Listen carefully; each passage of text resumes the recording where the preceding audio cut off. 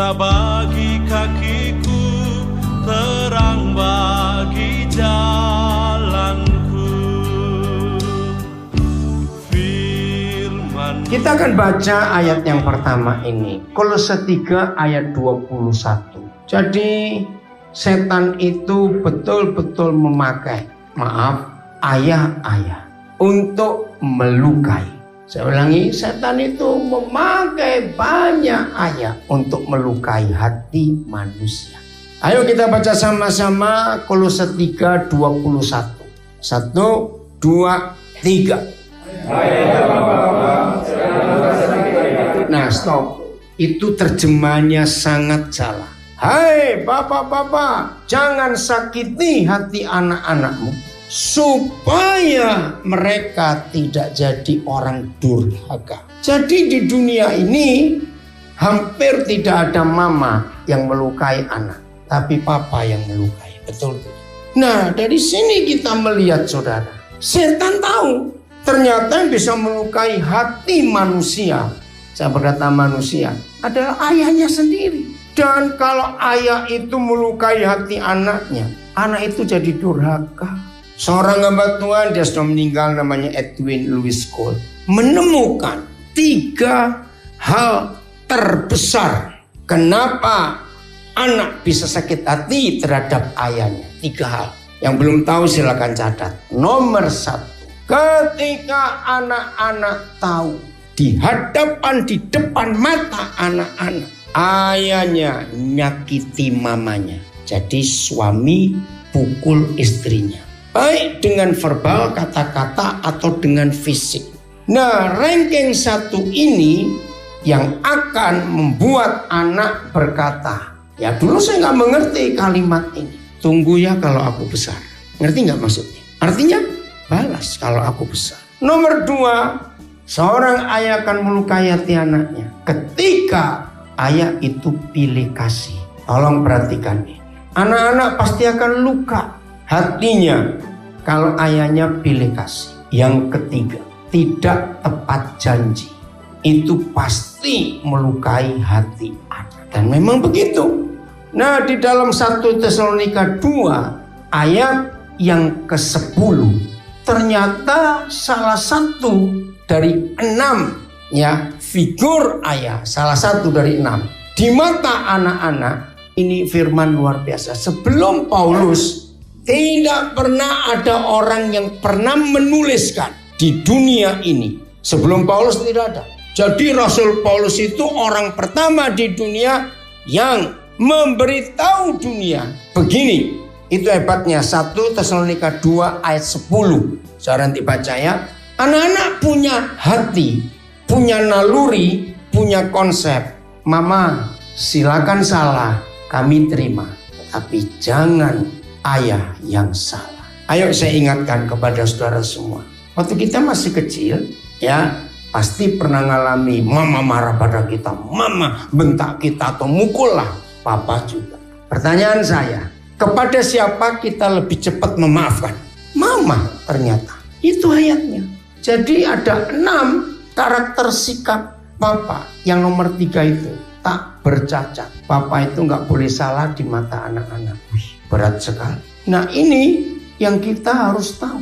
Nah, dari mana saya bisa merubah anak-anak yang dilukai papanya pasti jadi durhaka. Durhaka itu artinya rusak yang parah. Coba saudara yang duduk berdua, satu buka Malaiky 4 ayat 6, lalu yang di sebelahnya buka Lukas 1:17. Karena 2 firman ini hebat, ya. Coba ayo janjian buat grup yang di rumah juga, ya. Lukas 1:17 dengan Malaiky 4 ayat 6. Ya, Malaiky 4 ayat 6, ayo buka. Nah, yang mana ini? 1 ayat 17. Ya, jangan dibaca. Kalau dibaca bingung. Saudara buka. Lalu kiri kanan ngecek perbedaannya di sini. Ya, Malaiky 4 ayat 6 itu nubuatan janji Tuhan yang luar biasa. Akan datang waktunya Tuhan mengutus Elia, ya, untuk mendahului Tuhan Yesus datang. Dan pekerjaan Elia jelas, mengembalikan hati bapak-bapak kepada anak-anaknya, Maleaki ya, supaya hati anak-anak berbalik kepada bapak-bapaknya. Kalau tidak berhasil, saya pakai terjemahan bebas, kalau tidak berhasil, Yesus Tuhan akan tetap datang ke dunia, tapi untuk apa? Lihat Maleaki. Memukul bumi sehingga musnah. Wih, luar biasa. Nah, bagi yang belum tahu, supaya tahu hari ini. September 84, saya lupa tanggalnya. Waktu itu saya di Salatiga, lagi persiapan KKR mahasiswa Universitas Kristen Jatah Wacana, 3 hari KKR-nya. September 84. Hari kedua, waktu saya lagi persiapan, Roh Kudus tunjukkan. Dia tanya gini, Daniel, kamu cari kitab mana yang memulai perjanjian baru? Saya nggak ngerti maksud Bapa di surga untuk mencari secara kronologis. Ya, saya langsung jawab, Matius. Bukan. Loh, mana dong kalau bukan? Nah, saya cari. Nah, sebelumnya itu, saya sudah dapat pewahyuan tentang Maleaki 4 ayat 6. Itu tahun 80, kira-kira bulan Agustus. Nah, ini September 84. Hah? Kok bukan Matius? Itu kan urutan. Tapi kronologisnya secara waktu, saya nggak pernah tahu. Nah, saya berpikir yang mana ya? Ternyata Injil Lukas. Loh, kenapa? Karena Injil Lukas itu imam besar Zakaria yang lagi bertugas ya di dalam bait suci pada hari raya Grafira. Bahasa sekarang Yom Kippur. Nah, Yom Kippur itu baru selesai kira-kira 8 hari yang lalu, September ini. Jadi setelah tahun baru Yahudi, maka beberapa hari kemudian itu hari raya Yom Kippur. Itu hari raya terbesar buat orang Yahudi dari 7 hari raya, karena itu hari raya penebusan. Nah, disitulah setiap tahun sekali seorang yang punya jabatan imam besar boleh masuk ke ruangan Maha Kudus setahun sekali untuk mendoakan dosa seluruh umat dihapuskan. Wih, itu penting.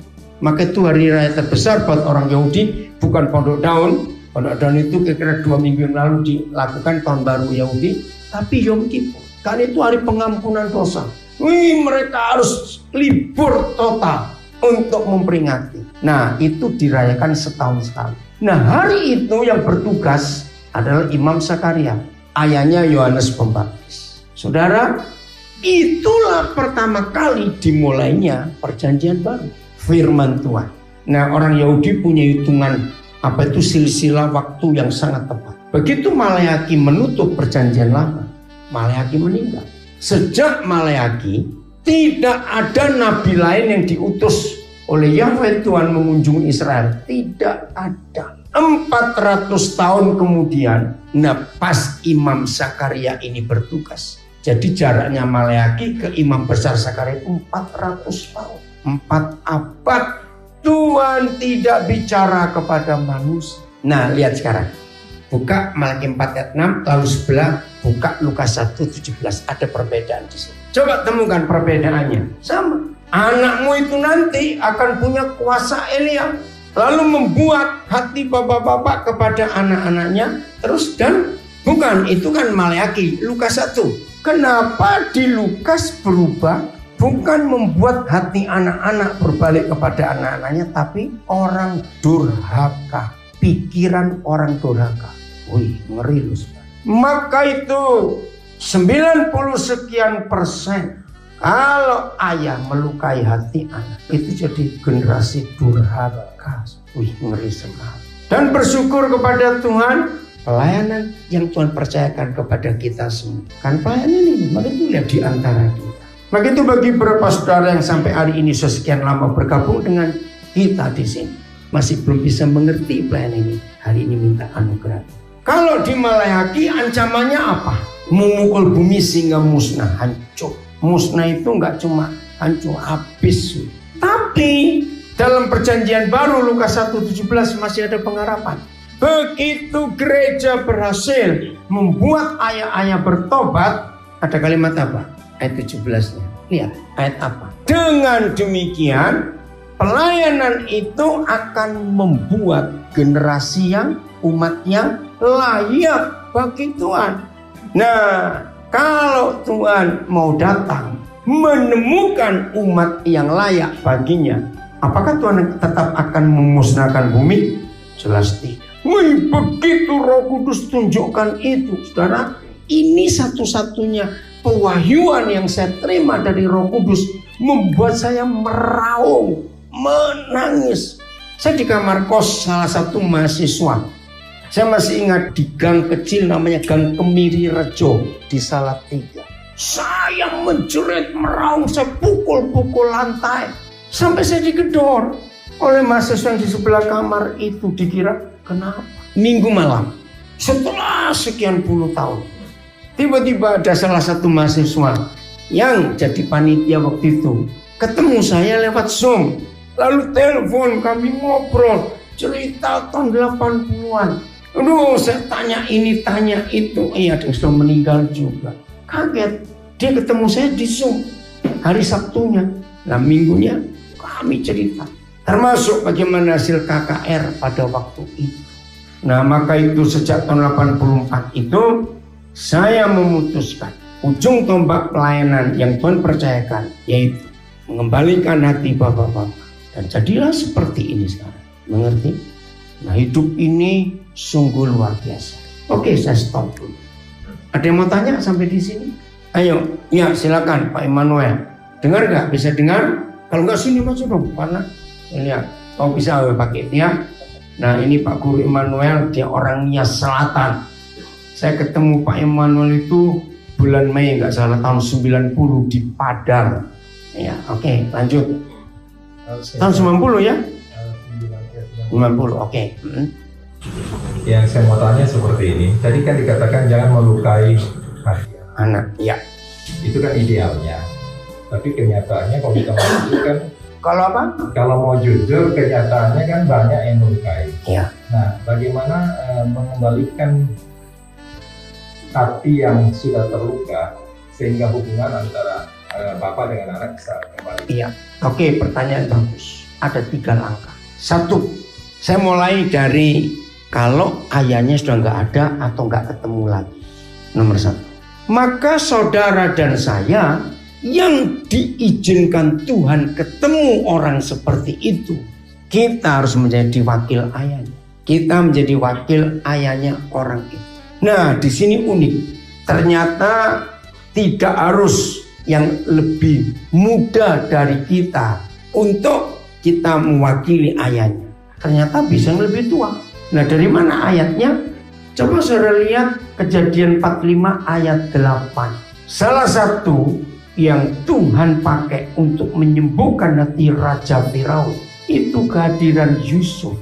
Umur Yusuf jelas, waktu dia jadi raja itu umur 30. Nah, umur Firaun nggak dijelaskan. Bisa juga lebih muda. Tapi dalam logika kita, ya kemungkinan besar Firaun lebih tua. Baca ayat 8 Kejadian 45, kalimat pertama. 1, 2, 3. Yang telah menempatkan aku sebagai bapak bagi Firaun. Nah, ayat itu yang Tuhan berikan kepada saya. Ternyata menjadi ayah untuk semua orang itu tidak ditentukan beda umur berapa. Tapi begini, seorang ayah yang menonjol dalam karakter sifat kepribadiannya adalah memberi rasa aman. Tolong catat, ini penting, memberi rasa aman. Maka itu lihat dalam komunitas kita yang mengikuti dari mana saja, ini yang Tuhan tanamkan di antara kami. Sudahkah orang-orang tertentu kalau berjumpa saudara, ikutnya? Sudahkah orang-orang tertentu kalau berjumpa saudara, mereka itu rasa aman, rasa nyaman. Kalau saudara sudah begitu, berarti saudara sudah punya roh seorang ayah. Karena orang itu merasa aman, merasa nyaman kalau ketemu saudara. Itu ingat hari Rabu yang lalu waktu kita pertemuan pria. Nah, salah satu cara untuk mengetahui kita ini papa yang baik di rumah atau singa lapar. Masih ingat hari Rabu yang lalu? Begini, cari teman-teman baik anak-anak kita. Nah, begitu kita sebagai ayah bertemu dengan teman anak-anak kita, titip, tolong tanyakan anak-anaknya om ya dan temenmu. Tanya mereka gini, buat kamu kamu tuh lebih suka papamu pulang atau nggak pulang? Masih ingat? Kalau sampai temannya anak-anak kita jawabnya serentak, wih kami lebih senang kalau papa nggak pulang. Berarti kita singa ganas tadi itu. Nah ini loh pertanyaan penting. Maka itu dalam hidup saya, walaupun nggak banyak, tapi ada berapa orang yang umurnya jauh lebih tua dari saya, manggil papi. Pertama kali Cilu suka bingung, kok gak enak dipanggil mami ya, udah tua begitu.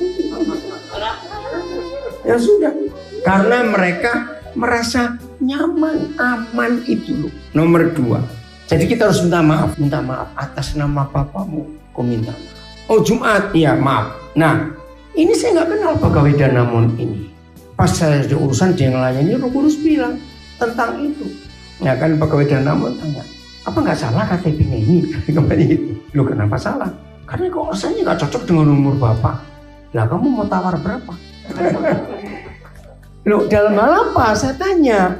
Dalam hal apa?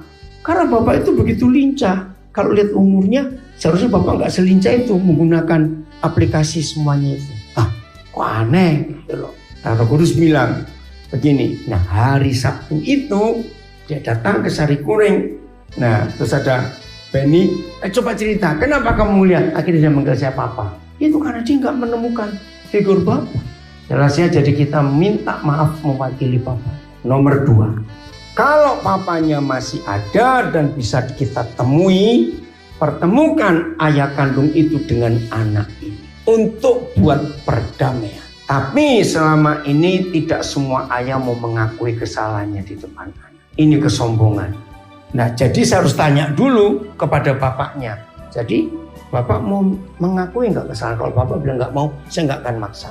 Nah yang ketiga, kalau bapaknya mau, bimbing dia untuk minta maaf pada anak itu. Untuk minta maaf.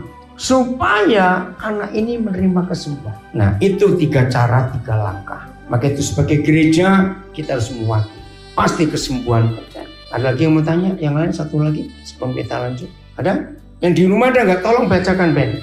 Di Zoom, di Instagram, di Facebook ada. Cari yang di chatting sambil nunggu. Jadi penting saudara, kita harus tahu betapa firman ini luar biasa. Nggak ada? Yang di Facebook, Instagram nggak ada ya? Baik, saya lanjutkan. Nah ini, oh ya silakan Pak Tapenson pakai mikrofon itu. Tadi kan kalau disampaikan rasa aman. Nah kan kalau kita ingin tahu lah kita semua nih kan, rasa aman seperti apa sebenarnya yang dibutuhkan anak-anak itu dari ayahnya? Ya. Atau harus karena kita sudah memenuhi hidupnya, apa yang disebut rasa aman? Itu aja. Nah, seperti yang kau sampaikan tadi kan, kalau bermasalah antara anak dengan bapak, baru ayahnya yang meminta maaf dengan anak. Kalau mau. Ya. Kalau tidak mau kita mewakili. Ya, tapi kan rasa aman ini kan bisa diklasifikasikan banyak kan, Bro?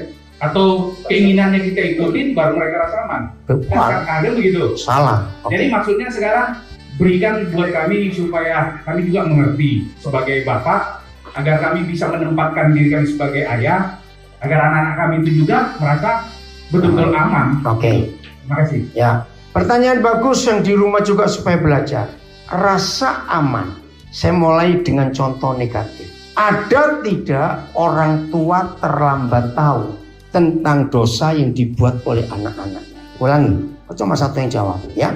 Ada tidak orang tua yang terlambat tahu untuk dosa yang dibuat oleh anak-anaknya? Nah, ngerti?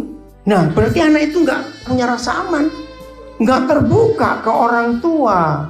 Maka itu Roh Kudus mengajar saya berapa puluh tahun yang lalu, bagi orang tua yang anak-anaknya belum berumur 7 tahun, biasakan mereka mandi bareng, telanjang bareng ya dengan papa mama, nggak apa-apa, supaya anak-anak itu merasa aman. Nah dari situ makin besar, anak perempuan biar mandi dengan mamanya, anak lagi dengan papanya. Sampai pertanyaan ini muncul, jadi adik ini keluar dari mana? Kok bisa ada adik? Nah mungkin anak itu nggak ngerti. Terangkan, punya papa masuk ke punya mama, ada kamu. Ingat ya, besok kalau kamu sudah besar, jangan mau kamu diganggu oleh orang. Saudara mungkin buat anak itu ngomong apa ini? Tapi kata-kata kita di kamar mandi itu terekam di memori mereka. Sehingga ketika mereka dewasa atau sebelumnya ada orang ganggu, wih, Roh Kudus ingatkan itu lagi. Kesimpulan rasa aman, ya. Begini yang Papa buat. Jadi saya belajar dari Papa Deso. Buat anak-anak kita tidak merasa takut kalau mereka melakukan kesalahan. Saya punya kalimat begini, sediakan sebuah ruangan di hati kita, ruangan ya, untuk anak itu bisa, bukan boleh melakukan kesalahan. Anak-anak yang punya rasa aman ketemu papanya, anak itu nggak takut buat salah. Karena begitu anak itu buat salah, kita membimbing, kita mengarahkan. Itu rasa aman, son. Bukan karena kebutuhannya terpenuhi. Nyaman kalau ketemu. Ya, mungkin buat istilah kita aman dan nyaman. Jadi anak itu nggak takut. Contoh, berapa kali kita menemukan jemaat yang masih ngerokok. Begitu ketemu pendetanya, langsung rokoknya dibuang. Ngerti nggak itu? Contoh itu. Berarti nggak aman. Ya. Jadi izinkan anak-anak kita ada ruangan kita sediakan untuk bisa. Bukan boleh loh, beda ya. Karena tanpa melakukan suatu kesalahan, seorang manusia nggak akan belajar tentang kehidupan. Jadi nggak apa-apa. Maka itu kemarin siang, saudara, kemarin siang ada satu keluarga orang Nabire maksa datang mau ketemu, mau bicara tentang sesuatu. Ternyata mereka datang bawa anaknya yang pertama. Nah, saya nggak tahu. Begitu masuk ke Bethlehem, wih, saya lihat anak ini tertekan sekali. Masih kelas 6 SD. Saya pikir loh, dengan mama papanya takut anak ini. Nah, rupanya ya karena jemput sekolah jadi sekalian. Akhirnya tidak bicara tentang apa yang jadi pokok. Mau ketemu bicara soal anak. Saya cuma sampaikan begini ya. Maaf ya, udah selesai pembicaraan kita sudah. Boleh nggak saya ngomong ini? Ada apa? Anak ini sudah capek mendengar dua kata dari kalian. Jangan, tidak boleh. Saudara, waktu saya sampaikan biasa saja. Tahu-tahu dia tuh ngelihat, karena dia duduk sebelah papanya, mamanya sebelah saya, depan-depanan. Kalimat itu saya sampaikan, dia ngelihat ke papanya sambil muka marah, tapi dia nangis. Wih, apa nggak kaget ini? Terus mamanya ngelihat saya, mamanya yang nangis. Ternyata ini masalahnya. Anak ini terlalu kenyang dengan kata jangan, tidak boleh. Terus mamanya ngelihat ke papanya. Di situ papanya ngaku, saya memang menekan anak ini sejak belum sekolah untuk sempurna dan ranking. Ternyata dia luka. Terus saya tanya, jadi anak ini nggak punya teman? Enggak, kecuali 3 ekor anjing di rumah. Wih, saudara. Dia bilang jadi salah, sangat salah. Lihat buktinya, anaknya tertekan seperti ini. Maka itu ayah-ayah ini harus jadi contoh yang benar.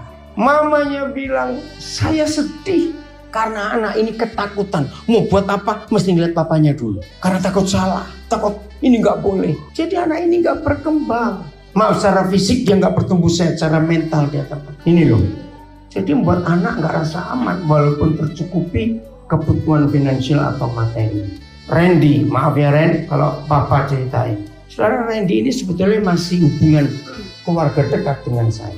Jadi omanya Randy dari pihak mama itu kakak kandung mami saya. Saya tahu pernikahan orang tuanya itu nggak beres, saya tahu. Waktu itu orang tuanya ya, jadi opa omanya Randy dari pihak mama itu nggak setuju papa mamanya itu menikah. Oke lah, saya lewat. Saya tahu. Akhirnya mereka nikah lari. Nah, saya dengar itu. Mereka lahir 2 orang. Dia dengan adik. Nah, waktu itu saya sudah punya pelayanan begini. Tapi saya nggak tahu ada di mana mereka ini. Nah, nggak tahu bagaimana ceritanya. Satu hari ada seorang pendeta yang kontak saya. Nah, itu pendeta mamanya Randy. Randy sempat jadi muslim juga karena bapaknya muslim. Loh, ternyata mamanya Randy dalam keadaan kanker stadium 4. Saya bersyukur saya masih bisa ketemu terakhir sebelum mamanya Randy itu meninggal. Terus saya tanya, di mana anak-anakmu? Ternyata di Batam. Nah, dari situ saya baru tahu nomor telepon. Jadi maaf ya Ren, jadi kamu terakhir ketemu papamu itu kapan? Kira-kira 2010. Ya kira-kira ya. Nah, saya dengar-dengar papanya pun sudah meninggal. Nah, begitu mamanya sudah meninggal, maka saya tanya, terus kamu mau bagaimana? Dia tanya, saya manggil apa? Tanya, ya panggil papa aja. Walaupun seharusnya bukan ya, karena mamanya sepupu saya. Nah terus kamu mau bagaimana? Nggak tahu. Hidup nggak tahu, nggak punya arah, nggak tahu bagaimana. Maka itu awal-awal dia datang ke Nabire, begitu banyak masalah dalam hidup. Nah ini contoh-contoh yang ada. Maka itu, dengar ya, kenapa sampai hari ini saya nggak pernah kesulitan keuangan dalam arti untuk menjadi berkat? Karena Tuhan tahu. Karena banyak orang yang memerlukan, ngerti nggak? Maka itu Tuhan kirim terus. Dan saya gunakan untuk memberkati banyak orang dalam hidup seperti ini. Ini salah satu alasan juga. Kenapa Tuhan bisa percaya kita pun bisa beli properti rumah banyak di Amerika? Karena banyak orang yang perlu rumah. Jelas ya, yang di rumah juga supaya tahu contoh-contoh. Saya masih berjuang untuk menyelamatkan adiknya Randy. Adiknya cukup keras. Saya kontak berapa kali setelah mamanya meninggal, masih belum berhasil. Kapan terakhir kamu kontak adik? Oh pas berangkat itu ya? Oke. Nah ini contoh.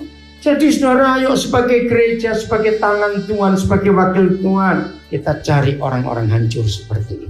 Amin. Yang terakhir, nah ini kisah lain lagi. Saya ingin cerita, hidup kalau nggak punya pilihan itu enak sekali. Kok nggak amin? Loh terus gimana? Saya ingat kata-kata Agus tadi. Ya udah nggak punya pilihan. Nah, cuma Agus tadi kamu belum cerita loh. Gimana kamu dapat kredit dari surga? Kan pada pengen bukan? Wih, gimana caranya tahu? Ya, nggak pakai macam-macam ya. Setan-setan itu bertanya. Oke, nah hidup nggak punya pilihan. Saya kan juga begitu.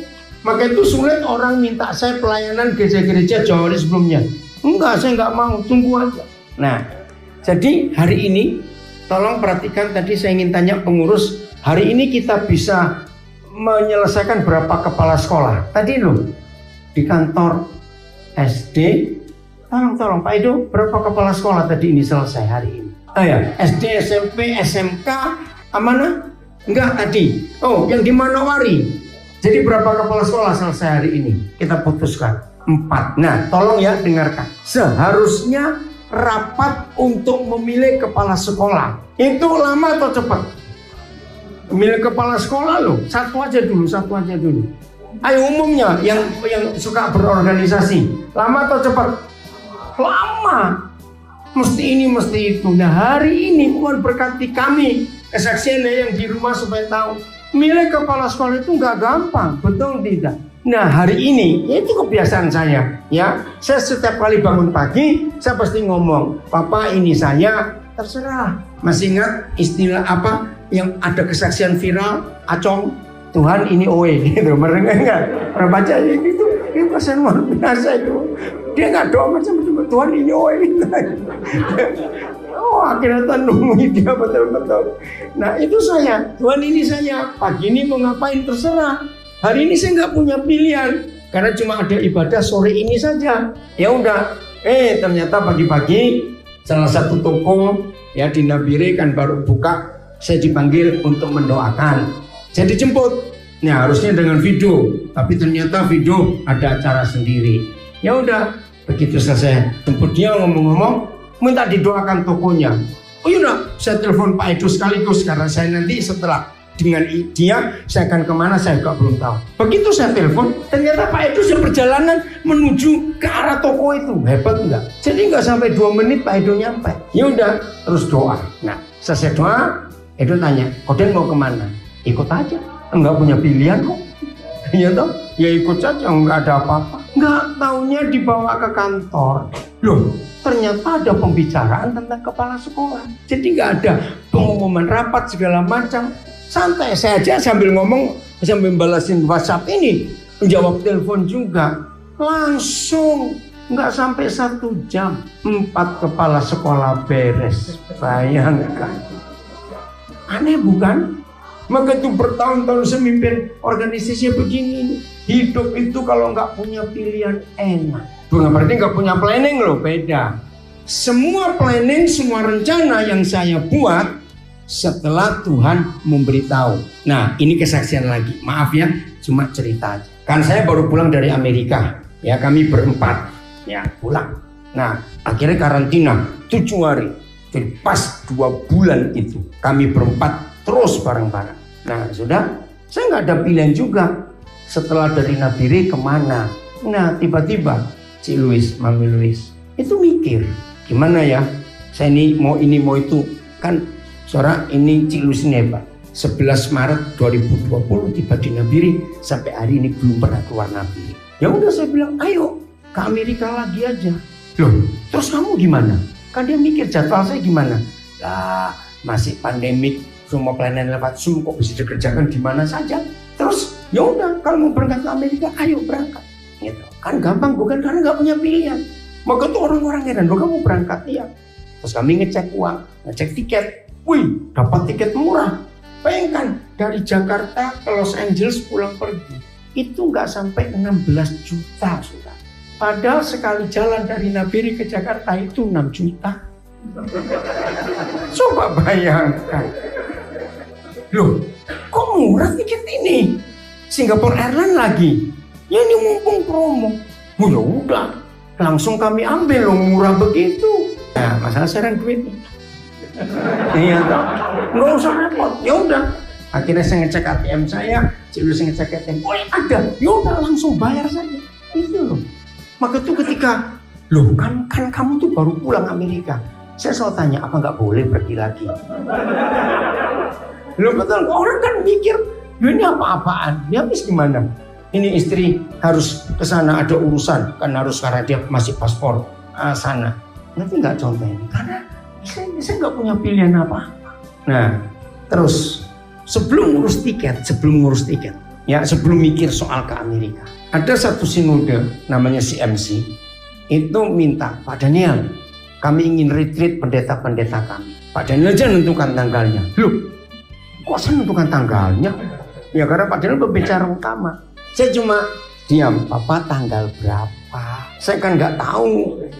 Nah, ternyata diingatkan akhir November, jadi tanggal 30 November, 1 dan 2 Desember. Oh ya, nah saya juga nggak tahu ini dari mana nanti. Ini belum mikir Amerika, masih baru pulang Amerika kok Ya udah tanggal ini, saya bilang, oh, baik. Nah betul Pak Panson bilang, beritahu saya ada berapa pendeta yang nggak bisa bayar, nanti saya bayar. Kok nggak ada yang ngambil? Ini aja. Yang di situ, maupun di sini. Ini kan di sini pendeta abal-abal.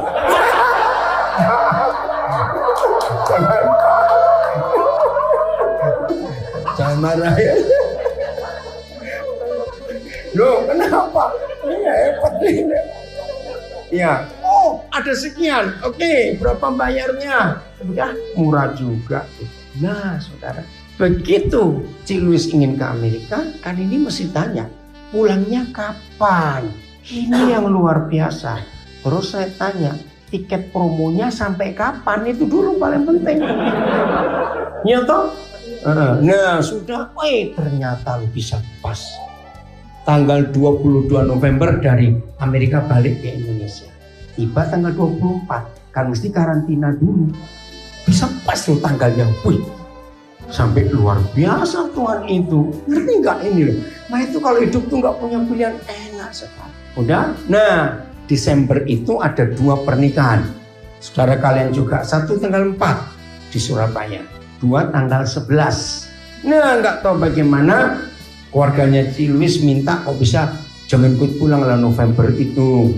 Tundalah. Oh ya udah, karena sudah berapa tahun nggak ke Amerika. Nah akhirnya dapat lagi masih promo tanggal 3 Januari itu bisa balik. Ya udah, tapi saya harus balik dong, ada retreat, ada pernikahan segala macam. Nah saudara, ini kesaksian yang luar biasa. Oke, tanggal 4 saya minta itu siang hari karena saya ingin balik lagi ke Nabire, karena dari Manowari minta Natal tanggal 6. Ya pas waktu itu toh 4 ya. Ternyata tadi pagi begitu selesai dengan doakan toko itu, Pak Edo ke toko sebelah. Nah toko sebelah ini salah satu majelis GBI Karangmulia. Nah terjadi pembicaraan. Kenapa ini Pak ini kok jarang khotbah? Ya tanya pendetamu, kenapa gak diundang? Repot. Nah sudah, ya udah saya tanyakan ya. Saya pulang dari rapat di kantor milik Pak Kepala Sekolah. Cik Louis bilang tadi tak Bacon cari, diminta khotbah di Karangmulia. Loh kok cepet bener? Baru berapa jam ini? Saudara dengar? Khotbahnya Natal GBI Karangmulia tanggal 5 Desember sore. Ya ngerti nggak maksudnya? Jadi nggak salah tanggal 4 itu saya selesai keberkatan nikah langsung berangkat. 5 sore, pagi saya bisa banget ke Manowari untuk Natal di sana. Nanti nggak cara Tuhan ngatur itu. Karena maka itu yang suka pusing-pusing, berarti hidupmu terlalu banyak pilihan. Maka itu kamu bingung sendiri. Serius loh, hidup kayak gitu enak sekali. Maka itu kalau orang melihat saya ini kan sibuk, saya sangat sibuk. Tapi sibuk saya tidak membuat saya stres, ya. Betul? Banyak orang berkata, Koden itu aneh. Pendeta sekelas Koden itu paling tidak punya sekretaris. Terus saya sering bilang, ya kamu yang bayarnya. Bagaimana punya sekretaris? Gue saja bingung ngatur jadwal ini mau bagaimana. Nanti kalau saya punya sekretaris ngerepoti saya tanya, jadi tanggal berapa, ya urus sendiri aja. Tanya. Ngerti ya? Contoh ini. Nah itu loh. Kenapa Tuhan bisa bicara pada Abram untuk meninggalkan negerinya? Karena Abram itu gak punya pilihan. Jadi Tuhan akan lebih banyak bicara kepada orang yang punya pilihan. Nah, setelah diberi pilihan oleh Tuhan, baru kita ngatur rencana dan jadwal. Mengerti enggak? Berarti jadwal itu jadwalnya siapa? Jadwalnya Tuhan. Ya udah. Masih ingat saya beri ilustrasi kalau ada sales kerja di suatu perusahaan besar dan dia suruh kanvas, siapa tanggung biayanya? Ya perusahaan. Nggak mungkin suruh pernah sendiri. Nggak mau dia. Nah seperti itu. Kalau kita mengerjakan jadwalnya Tuhan, dia yang bertanggung jawab atas hidup ini. Jadi enak sekali. Oke? Ada yang mau tanya lagi sampai di sini? Oke, Pak Immanuel lagi. Bisa tanya lagi ya? Oke, ayo. Oke, siap. Ya, saya tidak tahu menurut teman-teman di sini, tapi menurut saya tidak sesederhana penjelasan Papa sebenarnya. Yang mana? Tentang rasa nyaman. Oke. Nah, beda loh, aman dan nyaman itu Papa beda kan? Oke. Ya, gimana? Menurut saya tidak sesederhana itu. Artinya begini, bahwa setiap keluarga kan punya tata aturan. Setiap keluarga punya yang seperti cerita yang datang di Bethlehem. Oke, ya. Nggak, Papa potong dulu saya cepat. Walaupun setiap keluarga punya aturan, saya tanya, jahat, kejam, atau biadab? Kalau orang tua memberi aturan, jangan bersalah. Ayo jawab dulu. Oh, lebih dari kurang ajar, biadab. Immanuel. Jadi aturan boleh beda-beda, tapi untuk anak bersalah itu manusiawi. Nah, terus pertanyaan bukan ke arah situ. apa? Maksudnya begini, tidak sesederhana itu maksudnya begini. Kami contoh dari kasus yang di Bethlehem tadi. Kan maksud Bapak itu kan baik, supaya anaknya berprestasi. Saya pikir semua kita sebagai orang tua ingin. Ya lanjut aja langsung. Nah, terus? Tapi peraturan kita kadang menjadi tidak tepat kepada anak itu. Nah, bisa jadi kasus anak yang tadi di Bethlehem itu bukan kasus yang baru. Dalam arti Bapak ini mungkin juga menjadi korban dari orang tuanya dulu hari ya. lalu. Ya inti pertanyaannya. Nah, intinya bahwa bagaimana kita memilih atau menempatkan satu kasus rasa nyaman kepada anak, sementara kita ini kan dari turunan ke keturunan yang terus mengulang kebiasaan yang kita alami dari keluarga masing-masing. Oh itu pertanyaannya. Ya. Lihat kasus-kasus contoh-contoh di sekitar kita. Siapa pernah ngikuti berita 12 tahun yang lalu? Ya 12 tahun lalu, 2000 berapa? Anaknya pemilik Samsung bunuh diri umur 26 tahun. Waktu itu kekayaan dia sudah sekian triliun. Kenapa? Anak perempuannya. Karena dia dituntut. Sebelum dia bunuh diri dia buat surat.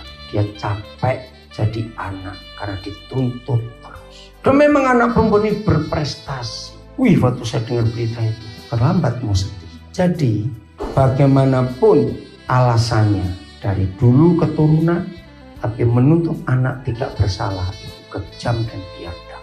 Setuju nggak saya ngomong ini? Izinkan mereka bisa, bukan boleh loh. Maka itu tadi Papa tekankan Noel, bisa, bukan boleh. Kalau boleh kurang aja orang tua nyuruh anak berbuat salah. Bisa. Nah dari kesalahan itu belajar. Nah timbulkan rasa nyaman itu artinya cukup. Aman itu bisa tenang tidur enak walaupun pernah salah. Itu benar. Jelas? Nah jadi kita beritahu orang tua jangan seperti itu. Dulu opamu kakekmu menekan papa seperti ini loh. Tapi papa enggak untuk seperti itu. Karena 11 November itu 11 September yang lalu saya berkati pernikahan sebelum saya pulang ke London. Waktu janji nikah orang menangis. Kata papanya, saya berjanji ini kepada istrinya, kalau kamu melahirkan anak, aku nggak akan buat seperti papaku buat kepada aku itu. Takut itu. Jadi rasa aman anak itu bisa bersalah, bukan boleh. Izinkan. Dunia ini banyak orang-orang jenius 100% karena mereka pernah buat salah, maka itu bisa menemukan sesuatu. Maka itu maaf, lihat saya. Kalau saudara melihat saya begitu mudah memaafkan orang, ya karena prinsip ini. Tuhan di surga aja gampang mengampuni kita kok. Amin. Jangan nuntut untuk orang nggak boleh salah, capek anak. Jelas? Oke, kembali pada nggak punya pilihan. Nah, cepat. Mungkin Fengli dengan Ramon yang tinggal serumah dengan kami, ngomong dong. Gimana kamu lihat cara hidup papa, hidup kami? Ayo, kasih mikrofon. Sudah, jangan aneh-aneh. Ini sekarang papa milikan kamu. Ayo, Ramon atau Fengli, cepat ayo. Ayo. Oh, berdiri Mon, supaya disiting dari sini. Itu Pak Guru yang tinggal dengan kami serumah. Asapnya juga bisa kok, bisa. Ayo Mon, berdiri. Ngomong apa? Ya. Jangan ditambah-tambahin ya Mon, apa adanya ya. Cerita tentang apa Bapak ya? Tadi itu loh, kamu kan sudah dengar Papa nerangkan apa? Siapa itu? Siapa? Oh, datang telat, ngomong lagi. Kenapa terlambat tadi Pak Gembala ini? Dari mana? Kenapa terlambat? Oke Mon, ayo. Ya sih memang Papa selalu mengajarkan untuk tidak punya pilihan di rumah. Saya sama Fengli, kalau misalnya ada saudara-saudara yang bawa makanan banyak ke rumah, memang kami tidak dikasih pilihan, harus menghabiskan makanan. Itu bukan itu ah. Jadi mau nggak mau harus makan. Jadi itu kan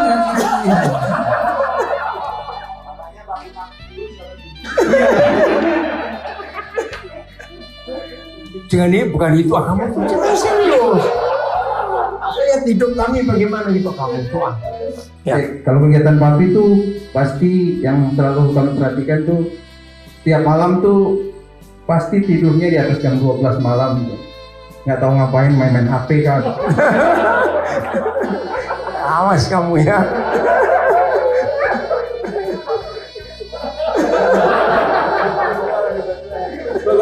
Pokoknya HP-nya itu nggak berhenti, mau telepon dari orang dari mana itu pokoknya nggak berhenti. Ya, yang kuat aja. Sebelum jam 12 lah ada. Pokoknya setiap hari.